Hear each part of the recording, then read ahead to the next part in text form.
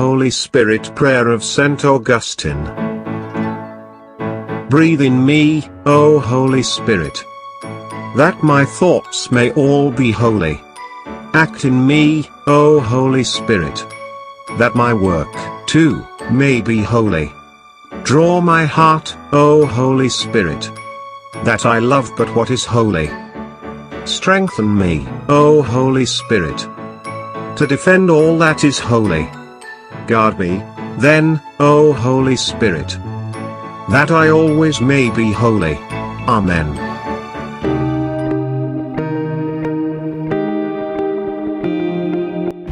Hi everyone, happy to be here to do the book of Revelation. So let's get started. The book of Revelation is a book that fascinates many people.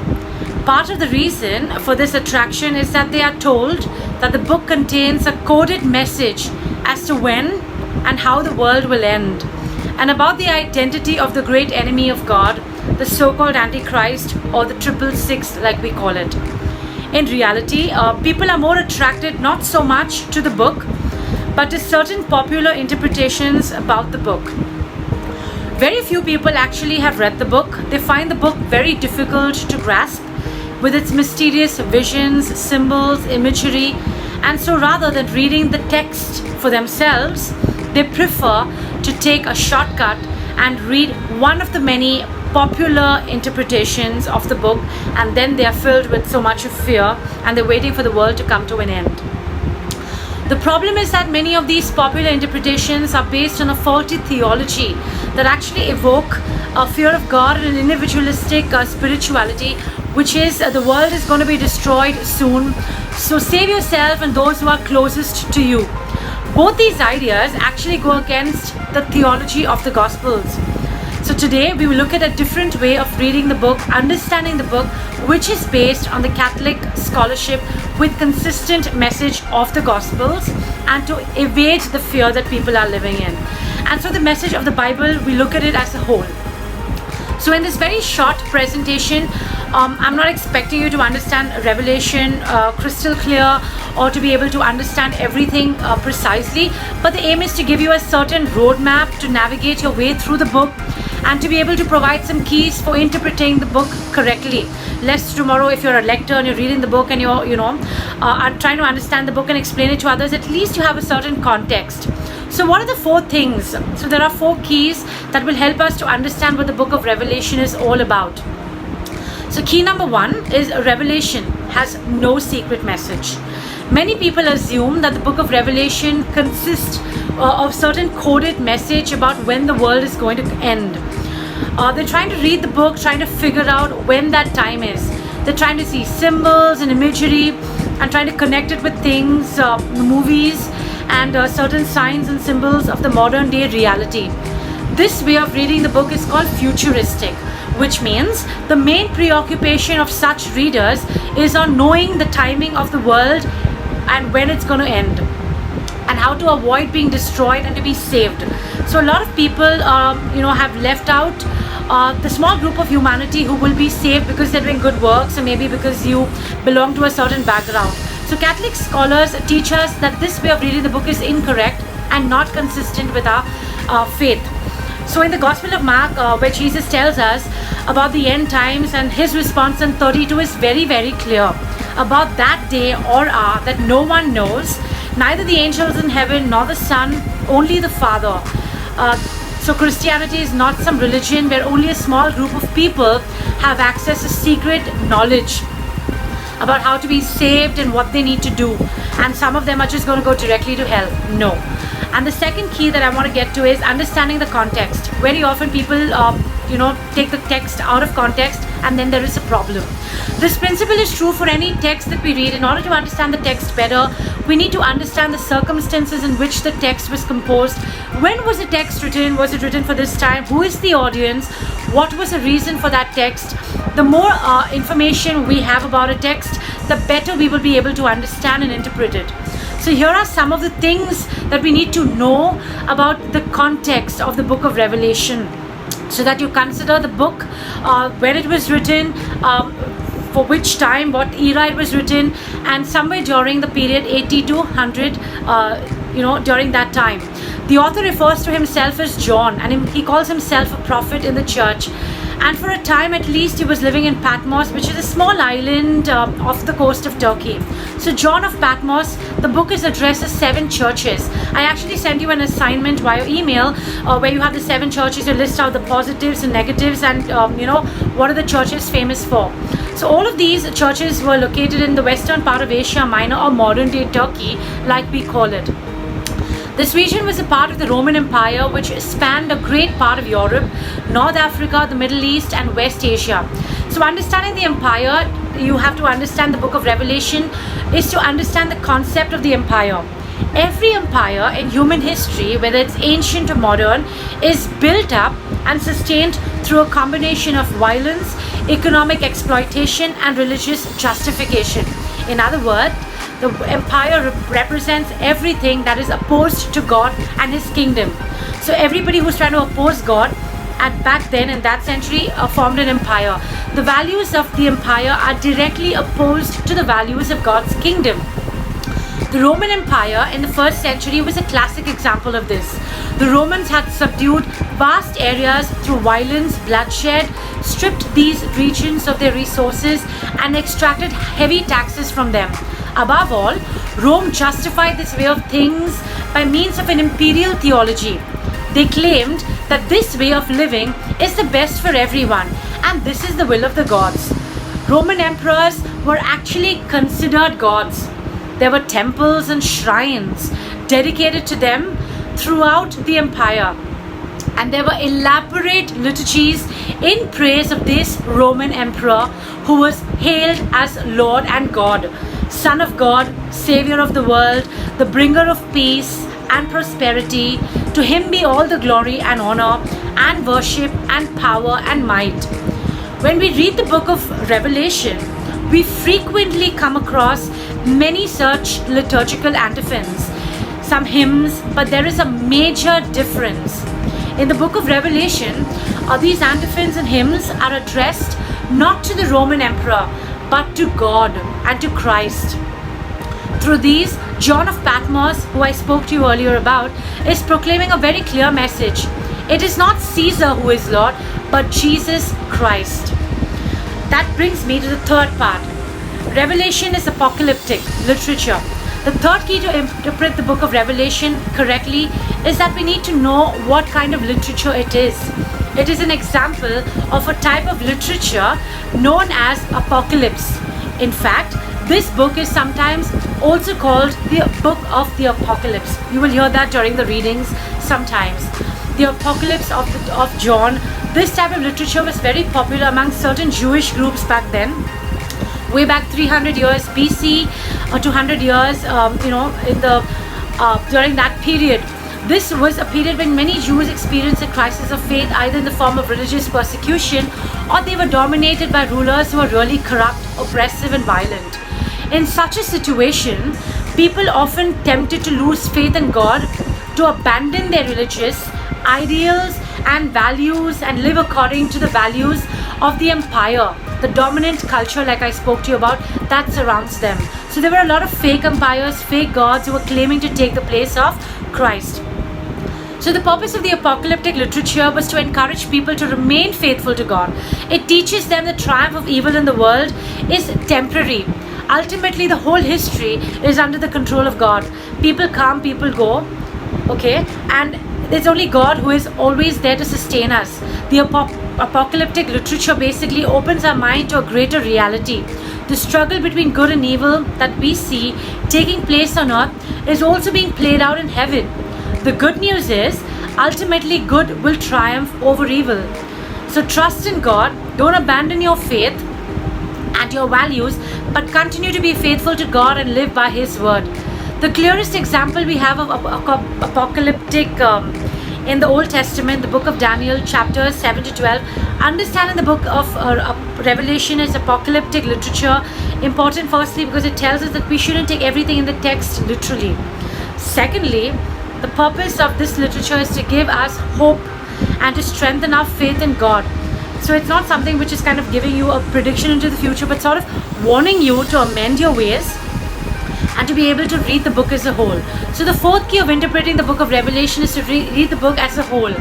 So read and interpret the book as a whole. Many people think that the book of Revelation only contains symbolic visions and apocalyptic battles between angels and demons.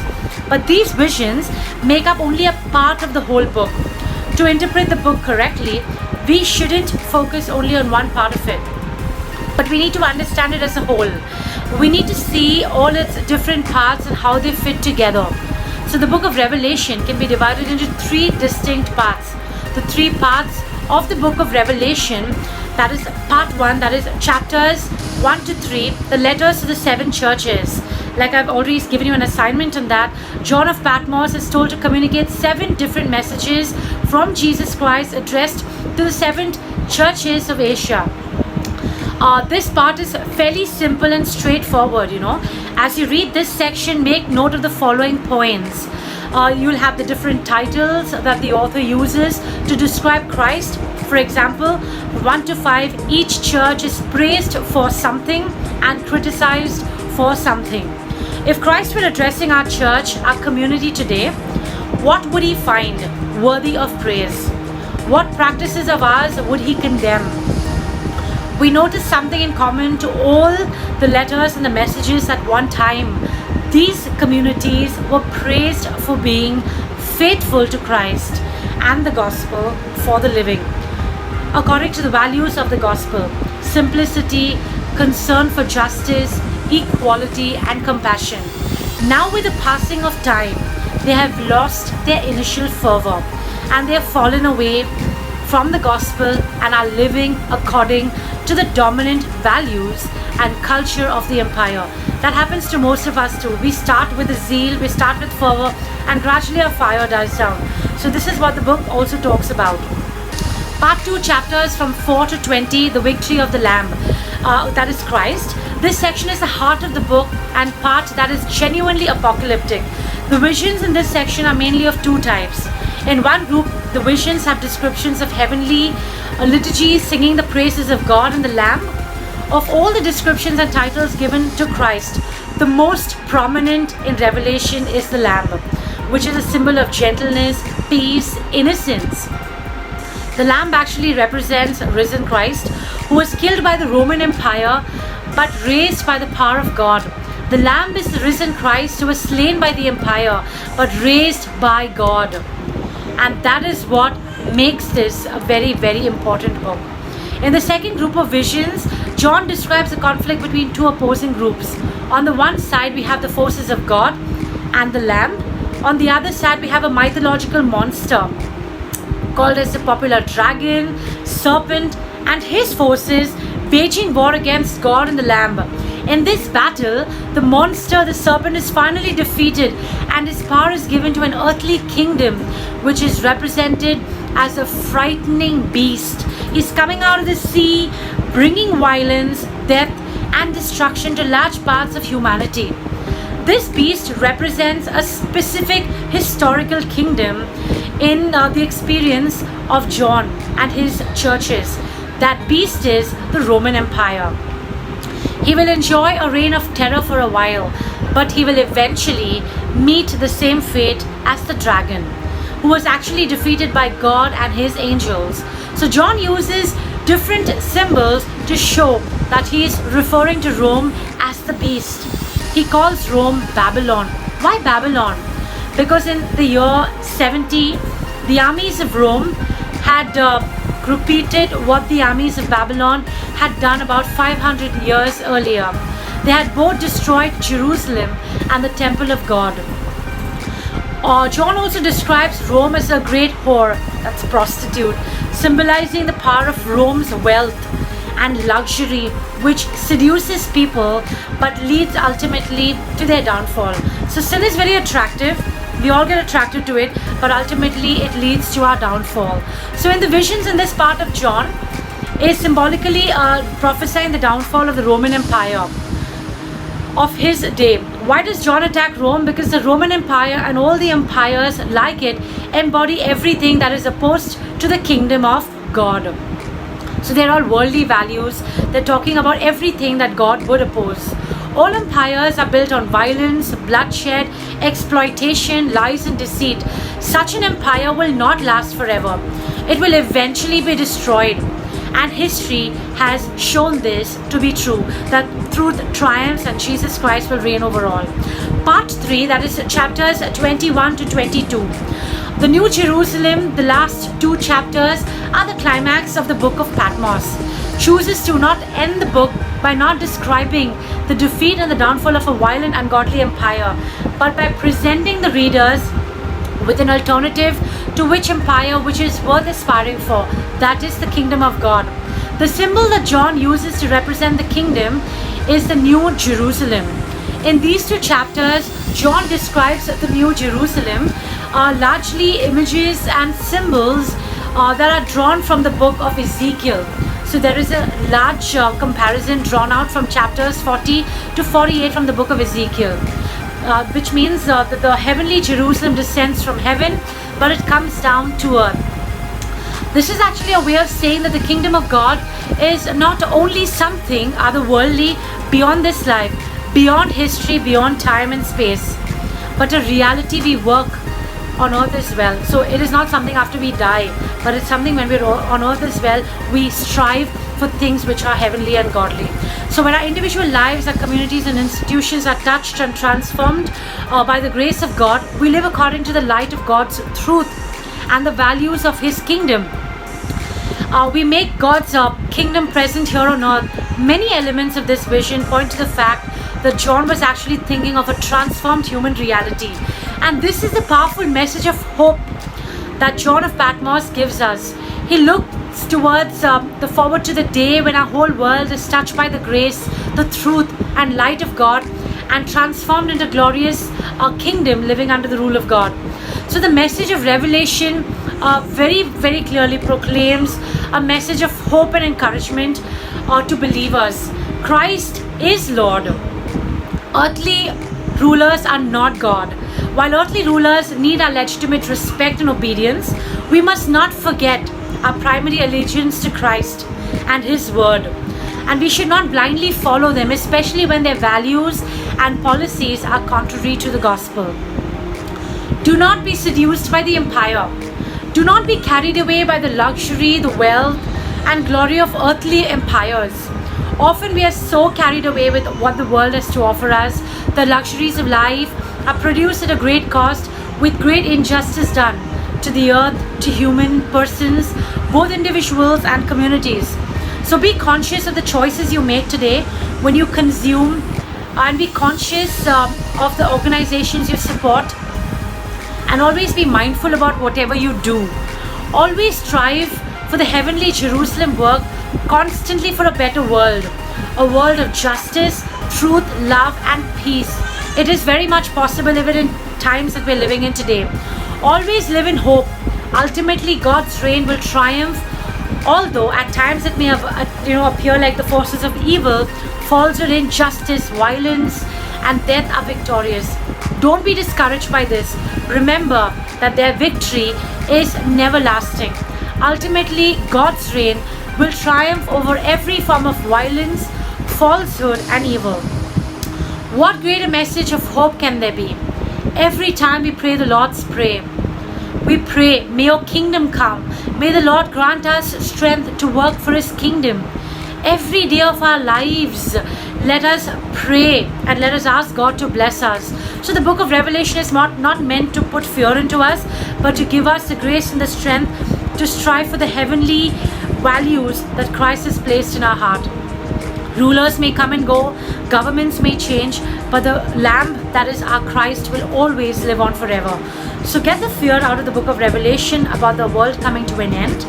There is symbolic language that is used only to provide a certain imagery about the Roman Empire versus the kingdom of God.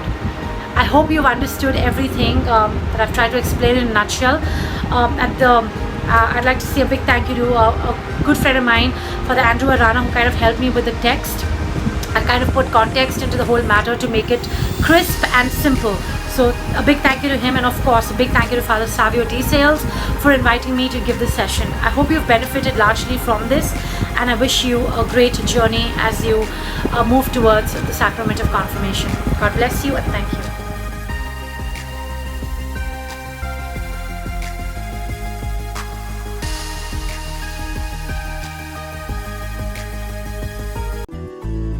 We pray now for relief from the coronavirus.